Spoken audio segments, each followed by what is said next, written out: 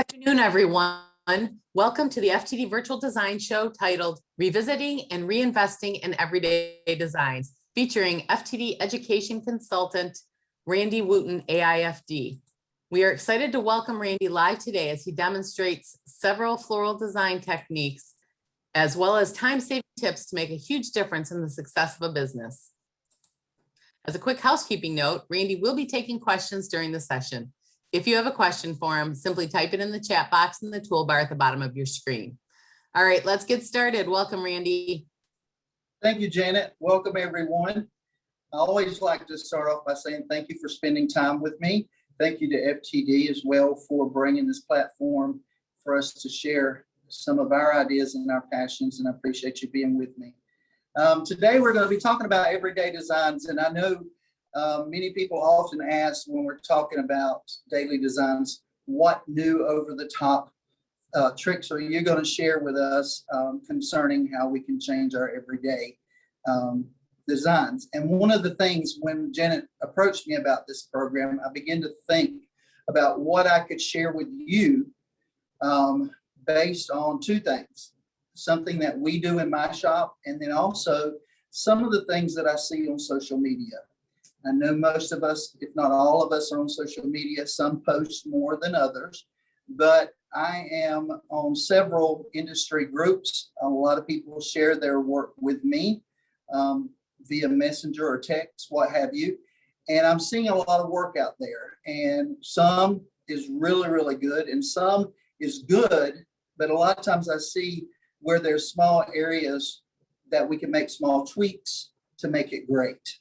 And one of the things that I also see is that so many of us are stuck in a rut. And I'm talking about myself because I find myself in a rut many times because we're on autopilot and we're just day in, day out doing the same thing. And sometimes we have to stop and take a fresh look. And that's what we're going to be talking about today. We're going to be talking about color.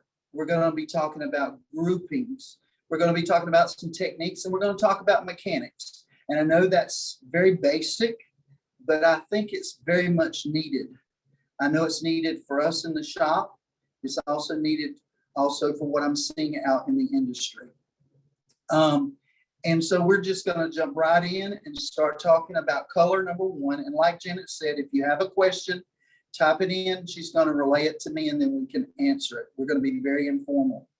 I know you probably noticed this large vase sitting here with this large bow on the front of the vase, but I wanted to show you this. This is what I see a lot of when I'm on social media.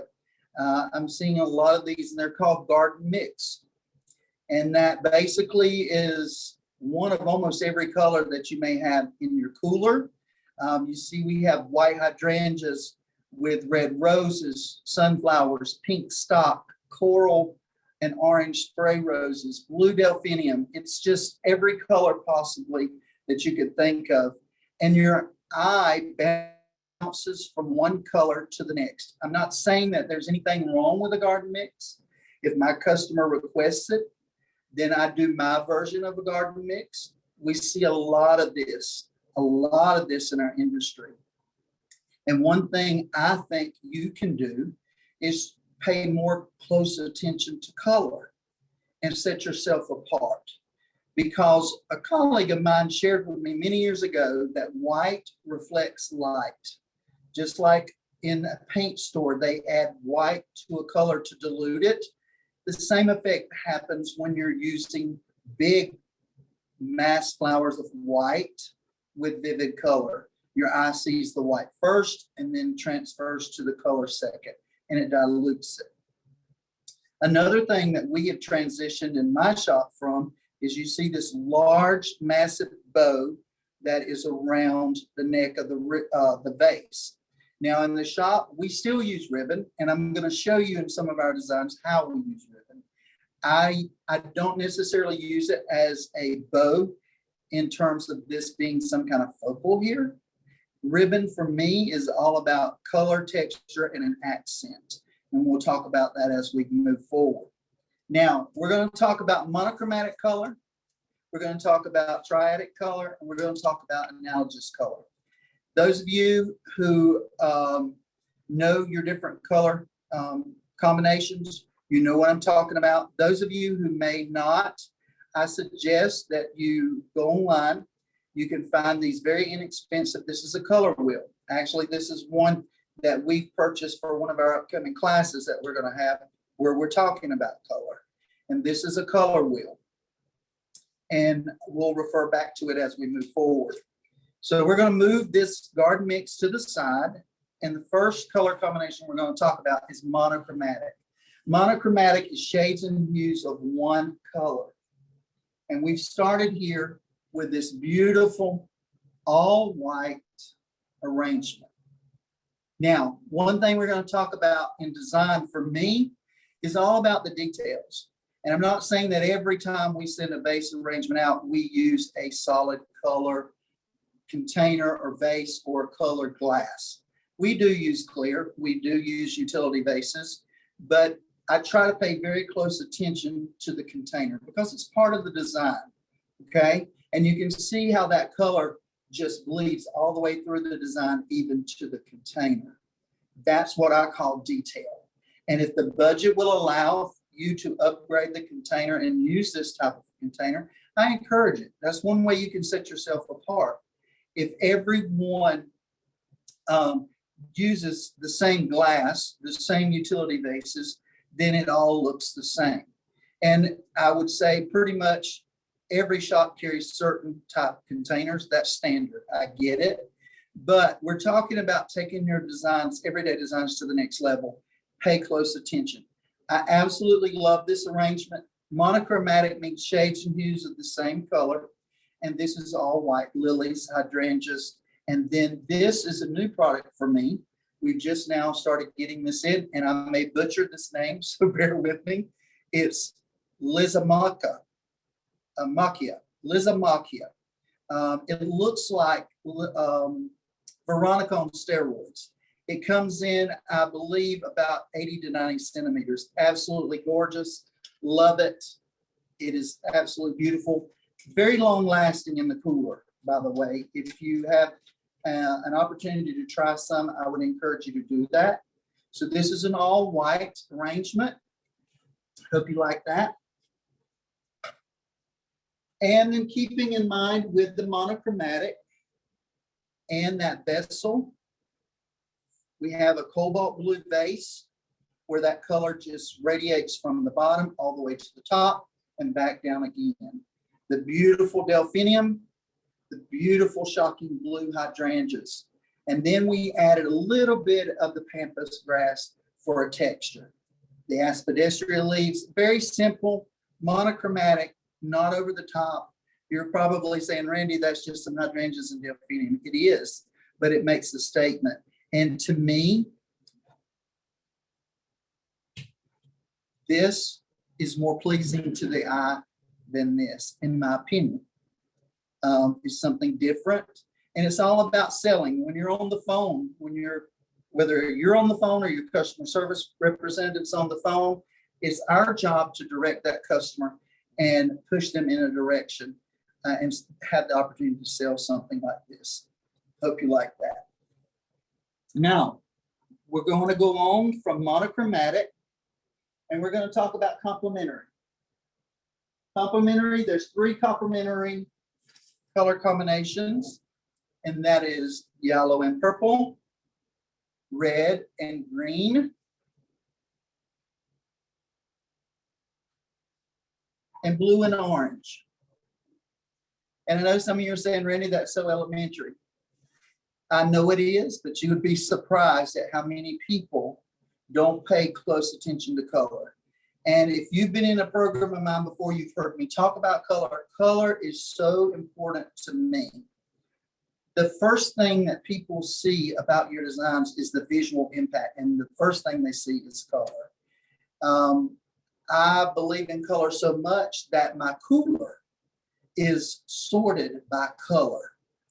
Meaning all my red roses are here, red gerbers are there, red hypericum are there, white stock, white hydrangea, white roses, white lilies, so forth is in one section, and then goes forth And it makes it easier for me as an owner when I'm ordering. Number one, I can take a glance and look and say, oh, I need a line flower in white, yellow, and pink.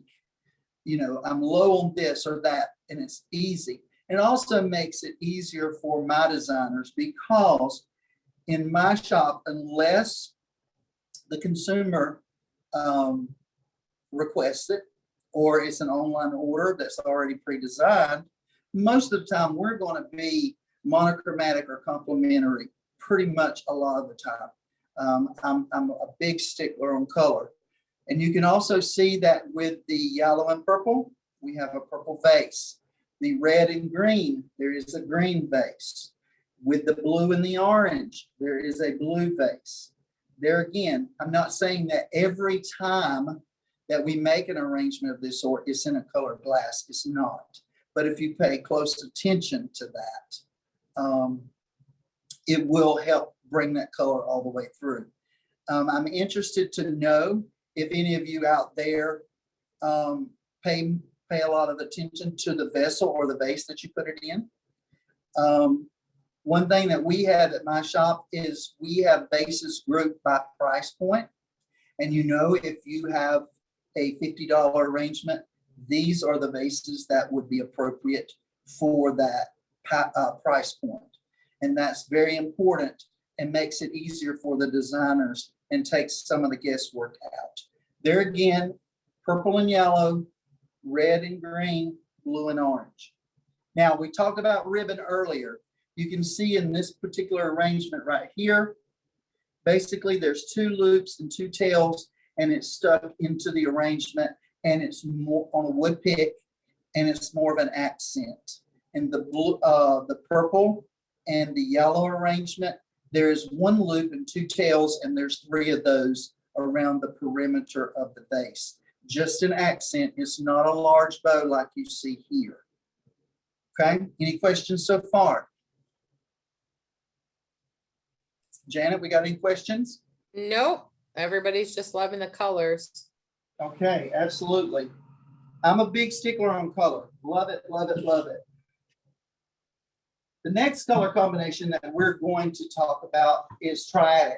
And triadic is colors that are equally spaced on this color wheel, okay?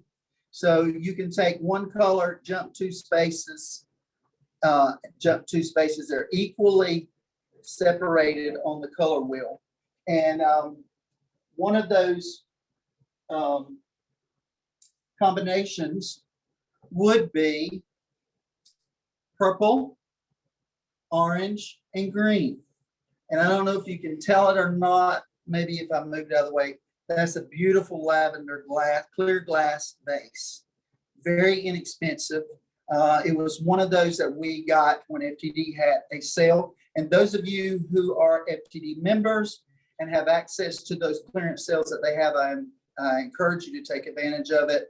They go quick, but this is a beautiful vase, beautiful vase. So that color bleeds all the way through. We have the lavender purplish stock, the mini green hydrangeas, and the orange spray roses. And there again, we added the ribbon as an accent with a loop and 2 tails positioned throughout the arrangement. Now, on a quick side note, we are a small shop in a rural area, but due to COVID, we've been really, really busy over the last year. And what really helps and saves time, because we all know time is money, okay? My sister will come in and she will start greening vases. She'll pull vases and just start greening and stock the cooler. When the orders come in, then all we have to do is go to the cooler, pull a vase that has been greened and ready, and it saves the design time. We also design and keep the cooler stocked. And then mom and my sister who take the orders know what's in the cooler, and we sell from that off, on the phone. That saves us time. That's the only way that we as a small shop can keep up with the volume.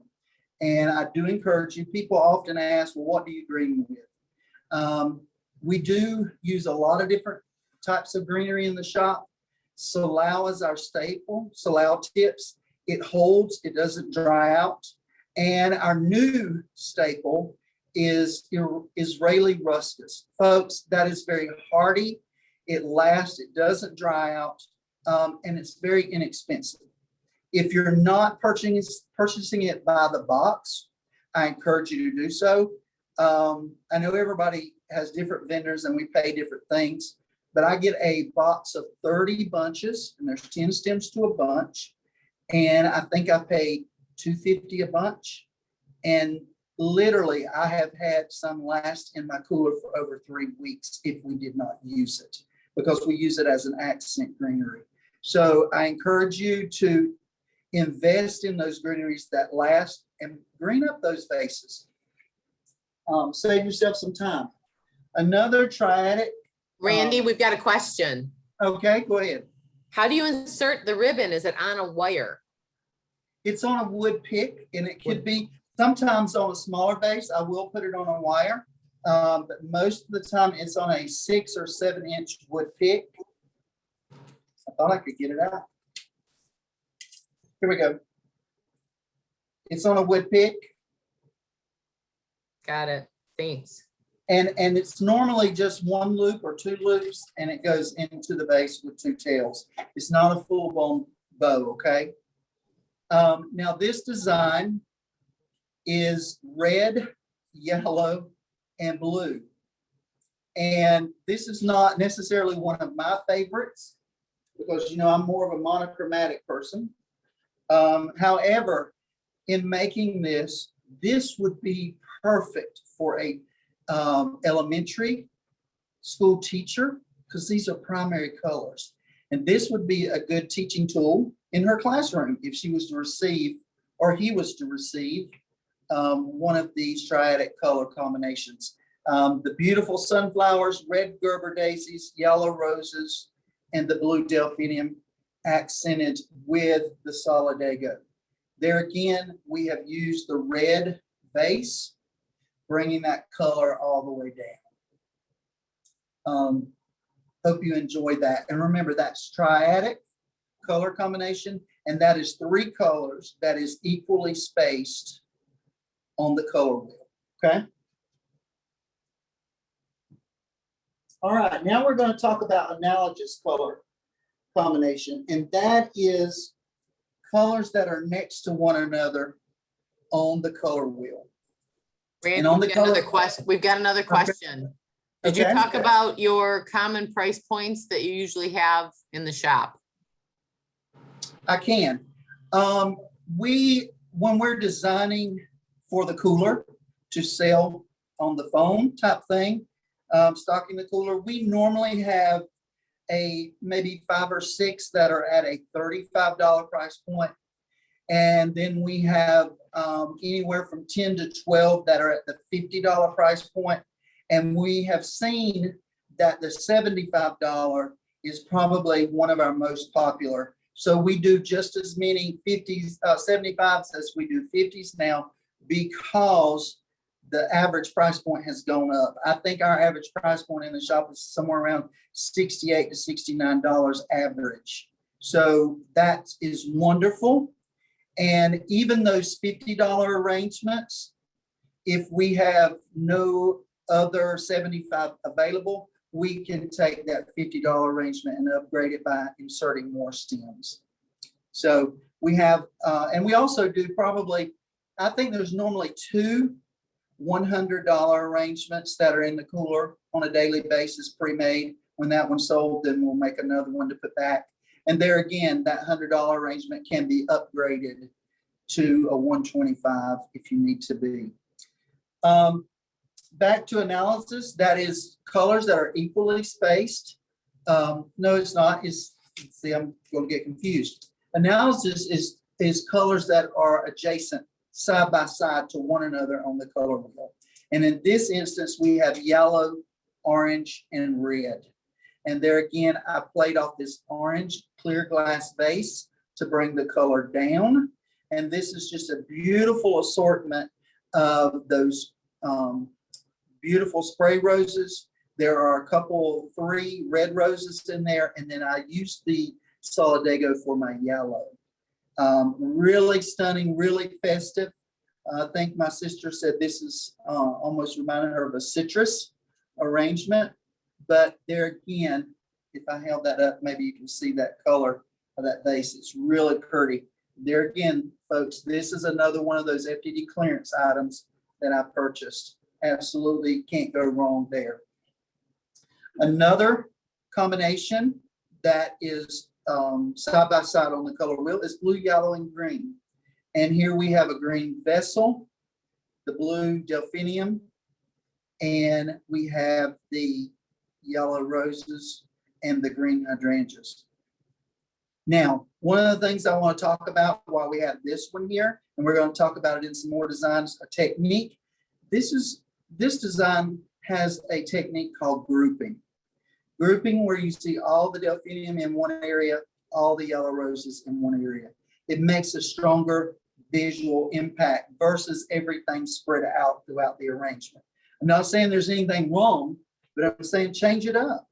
When you see this design, you see that delphinium. It's there, it's powerful. And so many times in an arrangement, I see bells of Ireland and I see delphinium where it is stripped down and you only see this much of that stem. Those linear flowers are beautiful. They're long and you're paying for that. Let's give the consumer that perceived value and show that stem. And you can see on these, I'm showing a lot of that delphinium. So I absolutely love it. This again is analogous color combination. And that is colors that are side by side on the color wheel. Any questions? Nope.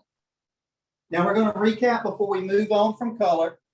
There's several different there's other color combinations that I have not covered, but due to time, those are the three that I want to talk about.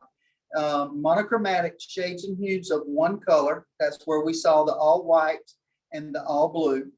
The triadic is colors that are equally spaced from one another on the color wheel. And then analogous is colors that are side by side on the color wheel. Those are three. And I encourage you to play with your color because I can assure you your competition on the street is probably doing more and more of the garden mix. There again, I'm not here to say anything's wrong with the garden mix. The customer wants it, by all means, we'll do it. And we'll make our version of it. But these are more pleasing to the eye, okay? So now we're going to move away from color and we're going to talk about some design techniques.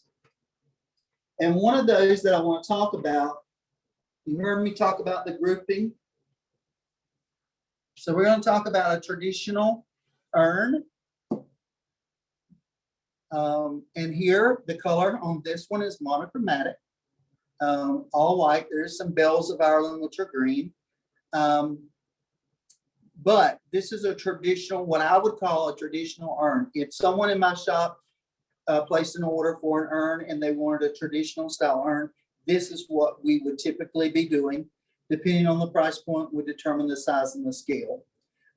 Here, you have your hydrangeas placed throughout the design.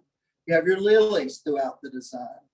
The bells are in a more traditional fan shape, as well as the stock. There's nothing wrong with this. This is, for me, very appropriate. We do it all the time.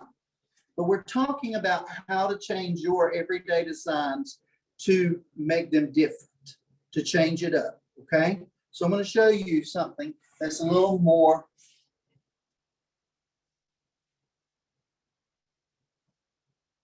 What do you think? This has the grouping technique that we talked about earlier, where all the bells are grouped in one area. All the stock are in one area. The hydrangeas are in one area. The lilies are in one area. And for me, what this creates is a more visual, stronger visual impact because you're actually seeing all the bells together. In this design, you're seeing more of the tip of the bells, and that's the extent of it. Here, you see those bells graduate down. And as you notice, I didn't put flowers up here in front of this bell. This is a beautiful stem. Let's don't hide it, okay? So many times You see, like in this one, we've come up here and here's the bell, but then we have the stalk in front of it, the lily in front of it, so you don't see the bell down here. This way, you're seeing that bell all the way down, and you're seeing the beauty of that stem. You're paying for it, let's show it off. The same thing with the stalk here. That color graduates down. Anytime you're creating a design, doesn't matter if it's an urn, a vase, a spray, whatever it may be, your color should always bleed through the design, all the way down. And your mass flowers, which in this case are the hydrangeas, mass flowers carry more visual weight, okay? They appear to be heavy. So we put them at the base of our arrangement to anchor it. If these blooms were up here and you had this big massive flower up here, visually, even though physically it wouldn't be off balance or top heavy, but visually to the eye, it would be heavy. So we place all those mass flowers down at the base, okay? Then where you see this beautiful Robellini palm just jetting out, we clean that up a little bit and we use the Aspidistra leaves tucked and pinned and stuck in. And some people ask me, how do you do that? And basically, it's like that, folks. You take that leaf back. This is the leaf. You take it back. You pin it. And then you insert it. Okay? And there again, I encourage you, if you're not buying Aspidistra leaves by the box or by multiple bundles, they're very inexpensive and they hold in the cooler for a very, very long time. Okay? For someone who's in South Georgia in a rural area, over the years, we've learned that we don't have access where if an order comes in for lavender roses, where we can pick up the phone and call the wholesale house 10 miles down the road and say, do you have lavender roses? Yes. And I put a driver in a car and go 10 miles and pick it up. We don't have that luxury. So for me in a small town, I have to stock a cooler every single day of the week, just in case we get orders. So for me, I'm always buying product that has a long shelf life. Hydrangeas last and last and last. Aspidistra leaves, the Israeli ruscus, Robellini palm. And to get that better value, I buy it by the box and it lasts. Someone shared with me once that you make money off what you buy, not what you sell. I'll repeat that again. You make money off what you buy, not what you sell. Meaning you get it at a good deal, that's where you make your money. You can sell something for $400 all day long, but if you have $399 in it, you haven't made much, okay? So it's all about the buying power. So I hope you like the difference between the two urns. They're both beautiful in their own right, but this is something different. This showcase that to the customer. We have any questions? We do, and those are stunning. I love that. So Amy was asking, so you wouldn't pass along the savings to your customer? Well, we do on several things. But you have to bear in mind, this is the thing. If you discount today and you discount tomorrow and next week that savings is not there and your price has to go back up, then that brings into question, are you price gouging? And it goes into a long conversation. But when we get a really good deal on stuff, especially like during the summer, we get good deals on red roses, we'll run a promotion and we'll pass that along. A lot of times when we do a lot of sympathy work here. So when we get a good deal, say on a $500 casket spray, if there was normally 65 or 70 roses that would normally go in there, they may get more due to that fact. It may be a bigger size than normal, but you have to be careful, because if you do it once and you don't inform the customer that, well, we got a good deal. If you don't inform them of that, the next time they're going to expect the same level. And if you're not able to give them that same level at that time due to pricing structure being different, then you run into a problem. So I'm all about taking care of my customer and making sure they're pleased, but you have to be careful when your prices do this all the time. Does that make sense, folks? Any other question? Nope, that's it. Okay, all right, we're gonna move on then. Give us just a second to pass these off. Now, we're gonna talk about roses, for an example. I don't know about you guys, but we go through spurts where we sell a lot of roses, a dozen, half a dozen, and then we may go a week and you don't even sell a dozen. It's crazy.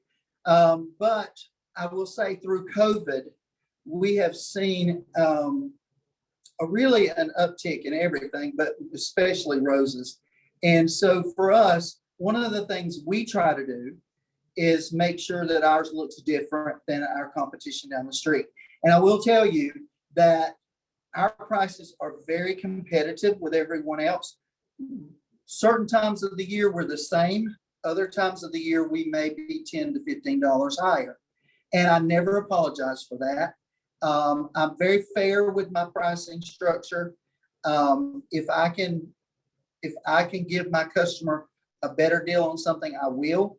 But most of the time I follow the model of 3.5 times on fresh, 2.5 times on hard goods. And then on everyday orders like we're talking about today is 20% labor. Certain things, of course, gets more. But I wanted to show you this. This is a half a dozen roses. And this is a container that FTD has that's on that was a previous codified product. Absolutely love it. And we're going to talk about, I'm going to show you that container better in a little bit. But I wanted to show you this. This is a half a dozen roses. And we have used the Salal, we have used the Israeli Ruscus, and a little bit of Plumosa. That's another greenery that we keep in the shop because it lasts long. There again, the Lizamaka, I think it is. We use 3 of those in there just to give another element. And there again, you can see we've used a ribbon accent, a couple loops and tail, one on one side and one on the other. Just gives a little more upscaled look to a half a dozen roses. Now, a dozen, what do you think? Isn't they gorgeous? You know, we talked about that bow on that arrangement over there. Here's another way that we utilize ribbon without putting a massive bow on it. This is what we call a number 40 ribbon. And we use a U-glue dash to secure it so it doesn't slide down the base. And there's like a little sash knot in the front with 2 tails. They've been dovetailed. And then we have these real inexpensive brooches that we keep, and we just add a little brooch there, and it dresses and elevates the vase. You can see this is pretty much a very traditional dozen roses. We do use the Robellini palm around the edges. There's Salal, there is Israeli Ruscus, and there's a little bit of Plumosa around the edges. When we green, the primary greenery in this is Salal, and then the others are small accents throughout. And this is Lizimaka, and I'll spell it, and I'm probably not pronouncing it right. It's Lysimachia,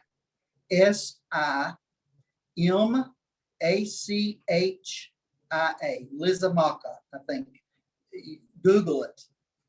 Yes, someone just typed that. That is exactly what it is. Absolutely love it. Folks, we got it in a few weeks ago and fell in love with it. It lasted a long time in our cooler. And it really wasn't that expensive. I want to say 10 stems to a bunch, and I think with shipping it might have been $8.99, something like that. So it's not that expensive, but it was huge. I mean, it was like 90 centimeters. Absolutely love it. But this is the kind of thing that you can do to jazz up your daily stuff. I know that we get in a rut and someone says, I need a dozen roses, and we grab that clear utility vase and we go to town. It's okay to jazz it up and charge more for it.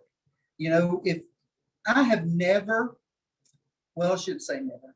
There's been a few times, especially around the holiday, Valentine's Day in particular, people would say, oh, wow, that's expensive. And I never apologize. One time my mom said, well, I'm sorry. She told a customer and they said, oh, that's high. Mom said, I'm sorry. When Mom got off the phone, I'm like, Mom, never apologize for your price. Okay. It is what it is. We're not price gouging. We sit down, we have a formula, we calculate it. This is what it has to be for us to do it. So don't apologize.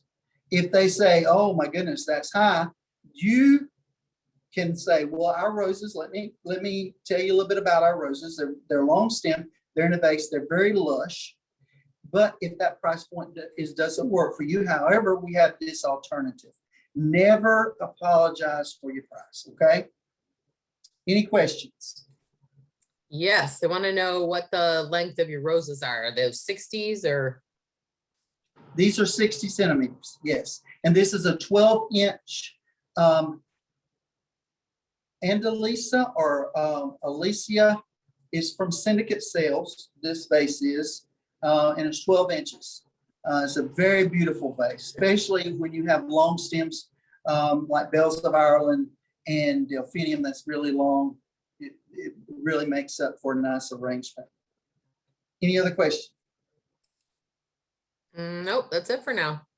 Okay, all right, we're going to move on. But do you see what I'm talking about? Something simple, simple, simple, simple. Change the whole dynamics of this dozen roses. All right, one of the things we're going to talk about, give me that white one, is another technique that we like to do in the shop, and it's called framing. Okay, one of the things that I learned early on, this is my 19th year that I've been doing full design. Those of you who have never heard my story, when I started, I was 10 years in a career in the communication field. Never, even though my grandmother owned a flower shop and her mother before her, I grew up around the shop. I knew what the shop was, but I never worked in the shop. I was never involved. So for me, when I bought the shop, I wanted to do something different. And so I started playing, if you will, and got involved with our state association and started seeing other things people were doing. But one of the things I learned when I started studying for my Georgia Master Florist Association, that was my first, my Georgia Master Florist certification. That was my first floral class that I took. I learned that there were techniques that I was naturally doing, but I didn't know there was a term for them. And that really piqued my interest because I'm like, oh my God, I was already doing that and there's a term for it. I didn't even know it. So then I was like a sponge soaking it up, trying to figure out what other techniques were I implementing that I didn't know there was a name for. And one of the things was framing.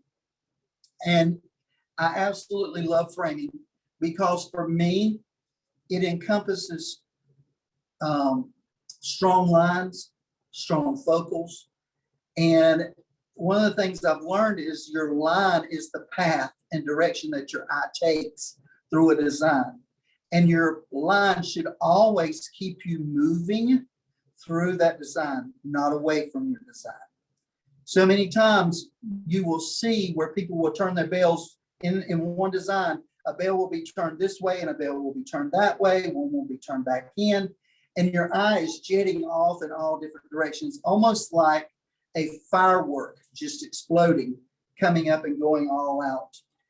But this technique, framing, is where the bells of Ireland radiate from a central axis, which is my phone, comes up and frames in the center of this arrangement, which is my focal.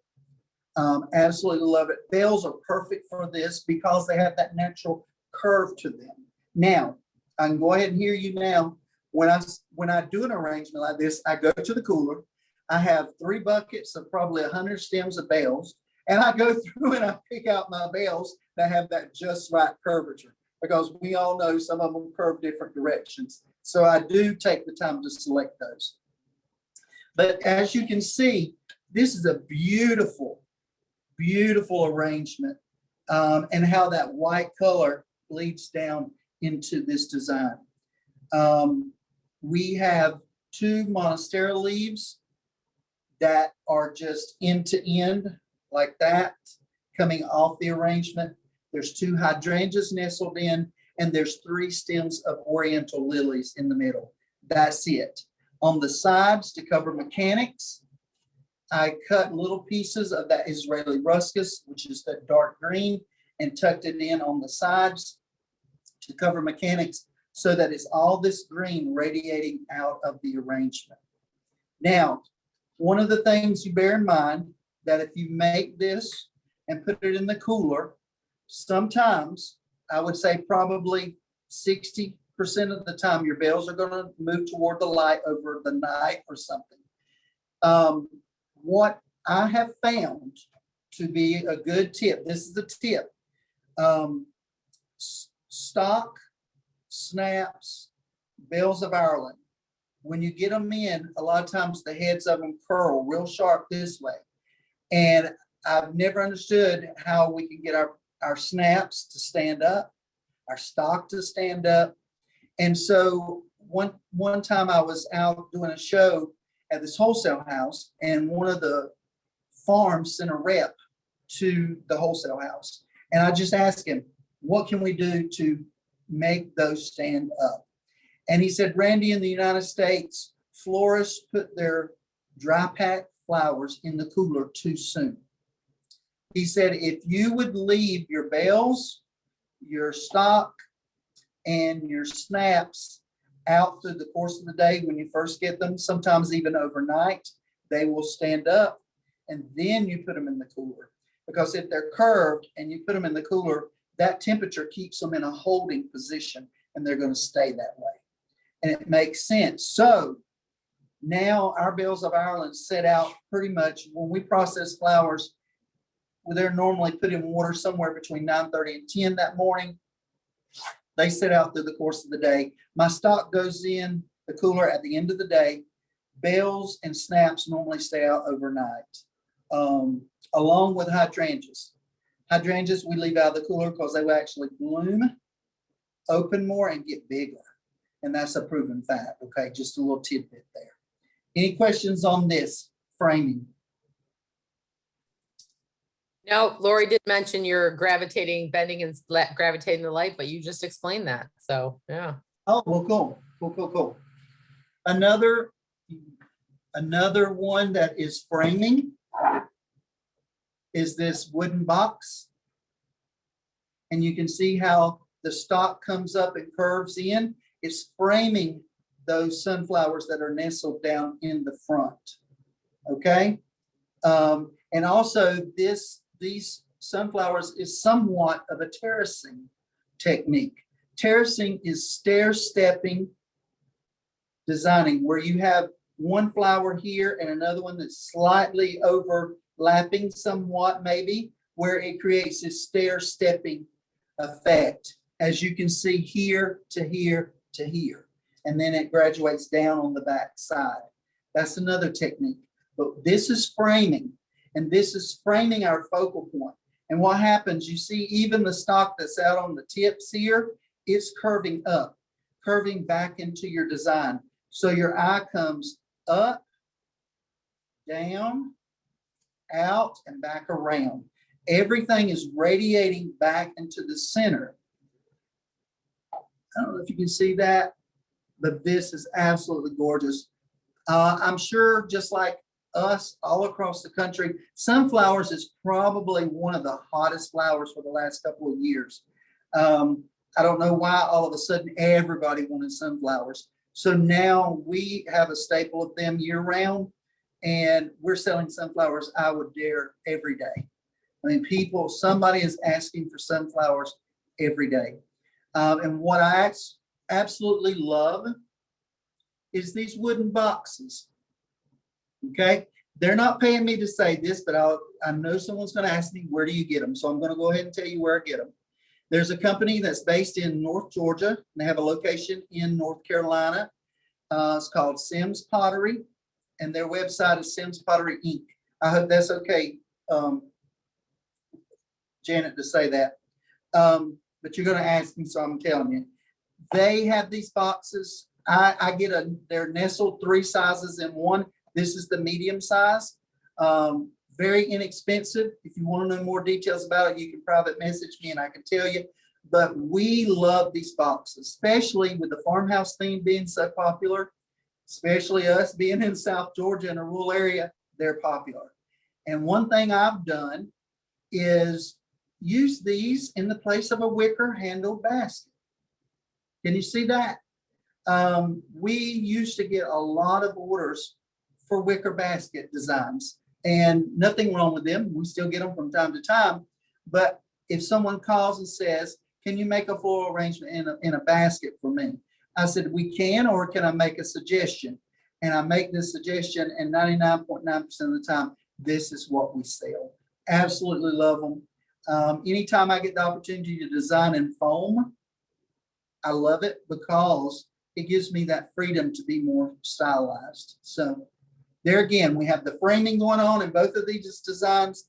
And this one we have terracing with the stair-stepping sunflowers. What do you think? Love it. That one's Amy's favorite, but great. Awesome.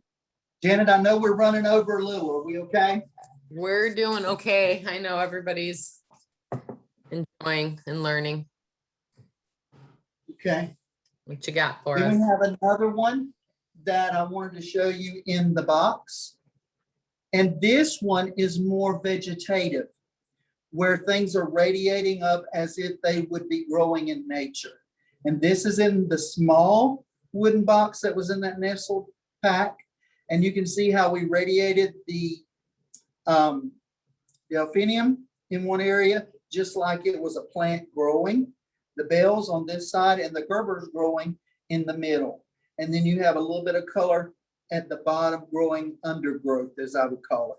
This would be something different that you could also offer. And this style is called vegetative. And that's another design technique that you could utilize. And you've probably even done this design before and just didn't know that there was a term. And I encourage you to use this terminology in your workroom and with your customers. It's not because you're trying to be, oh, pat me on the back, look, I know these big terms and these big words. No, it's showing the consumer that you're educated and that you take pride in what you do. And it builds that trust and that level of loyalty between you and the customer. And then it also makes the consumer more educated about our product.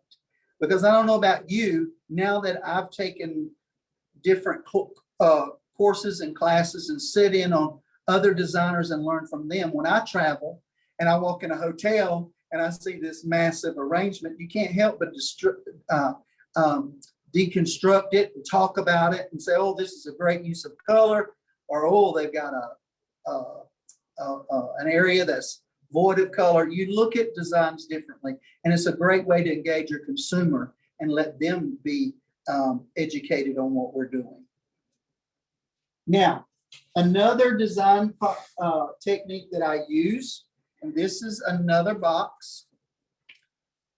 What do you think about that? Isn't that gorgeous? This is a simple tweak. I always, when I'm teaching my FFA students, this is something that we start with because this is a simple change that will make a big impact.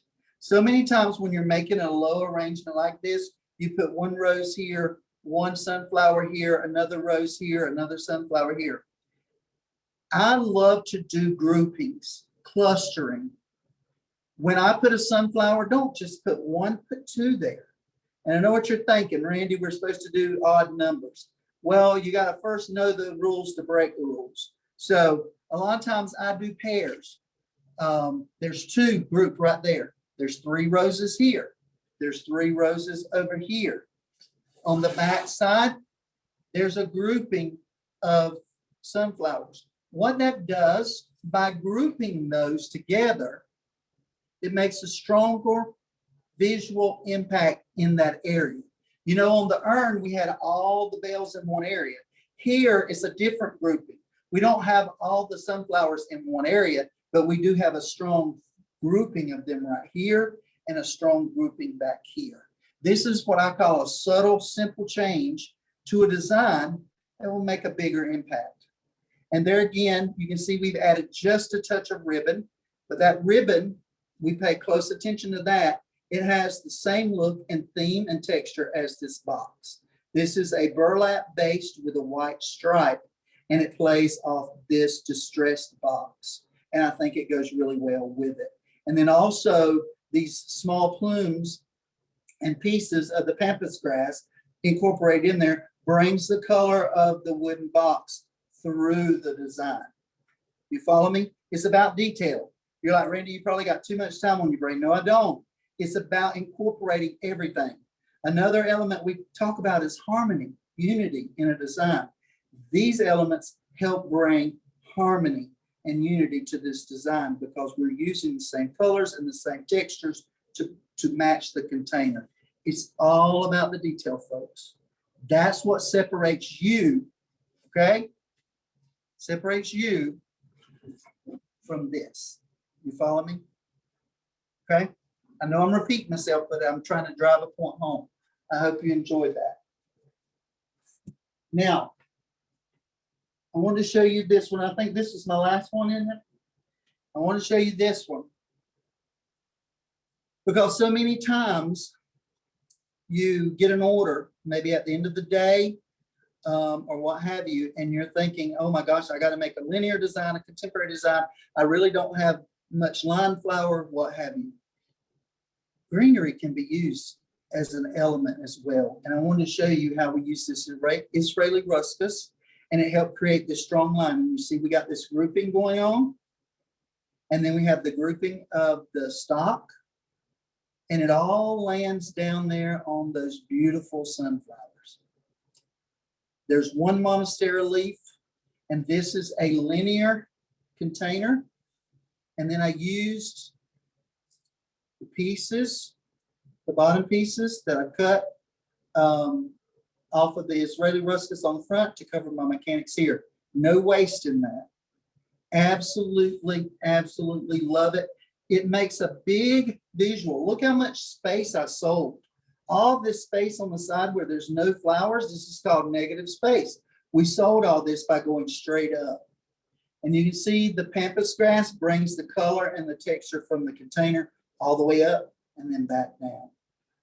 It's about detail, folks, about details.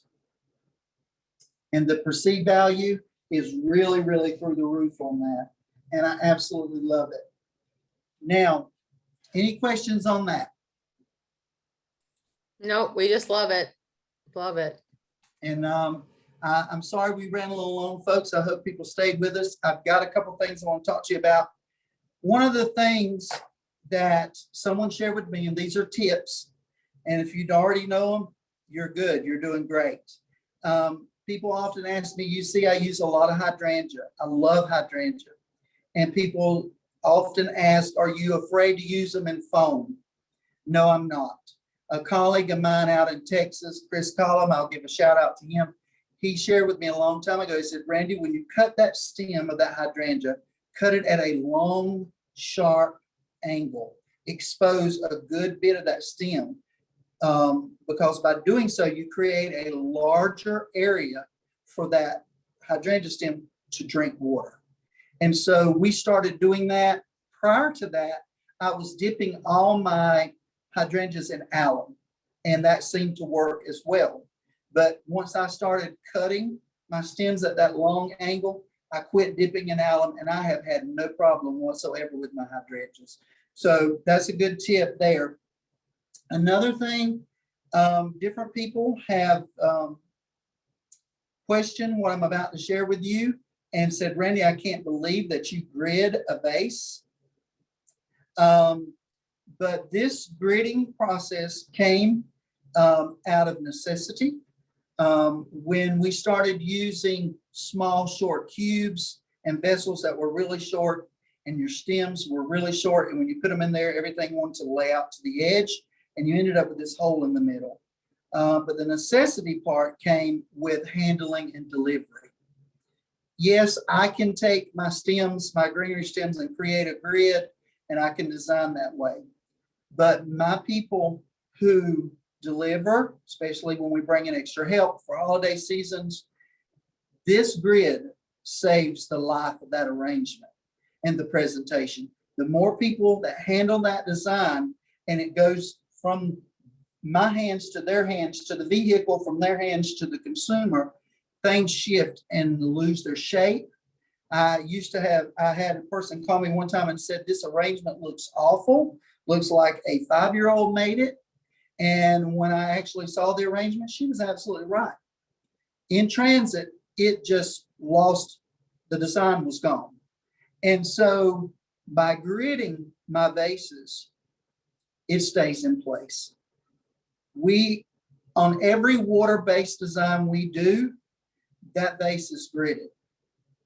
When we get vases in, that's one of the things that they will do in our downtime. Grid vases, put them on the shelf. They're ready to go. Holiday time, vases are gridded weeks and months in advance. I use the clear anchor tape.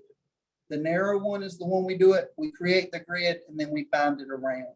So if you're not gridding, you may want to try this. Also, for teaching purposes, for a new designer, for my FFA students, gridding helps them accomplish something at a faster pace and helps build that confidence. So that's another reason why we use it. So I do appreciate you being with me today. Thank you for staying with me. I know I ran long. My apologies there. But remember, there's some basic things that we can pay close attention to that's going to change our everyday design. Color being number one. Grouping, clustering is the second thing. Techniques such as framing, terracing can do it as well. I hope you've enjoyed it. And at this time, I would ask if anyone has any questions. Wow, thanks, Randy. Just sharing your talent, inspiring us, educating us, a lot of great tips and stuff in there. So definitely appreciate that, as some of the other comments are coming in as well. And then, yes, any final questions? I know we've been taking questions throughout. If you have anything, pop it in there in the chat really quick. And then while we give anybody a chance for any final questions, do you have one last tip, Randy? What do you got? Well, I've shared this before and I'll share it again. Tulips. And when you get tulips in, if you put them in the bucket that you have that you're going to put them in and hold them in the cooler, put a cap full of rubbing alcohol in the water, and it will cause those tulips the stem to firm up, and they will stand up. They will not droop anymore. That is a proven fact. Also, I know this sounds silly, but this is another question I get all the time. How do you soak your floral foam, and how do you avoid dry pockets? And the simple answer to that is let it float and let it submerge itself. Don't force submerge any foam and you won't have dry pockets. Heard that too. All right, well, it doesn't look like we have any additional questions. Everybody's just lots of thank yous and super excited. And JC, yeah, the video, because this is recorded, this will be posted on ftdi.com in our online and our on-demand videos with the webinars as well. So there will also be a link. We'll send out a quick survey to everybody, and there'll be a link there. But we just want to thank everybody for taking time out of your day to attend today. For more education programming from FTD, visit ftdi.com to register for upcoming free webinars and design shows, as well as viewing past education programs on demand. Thanks, everyone.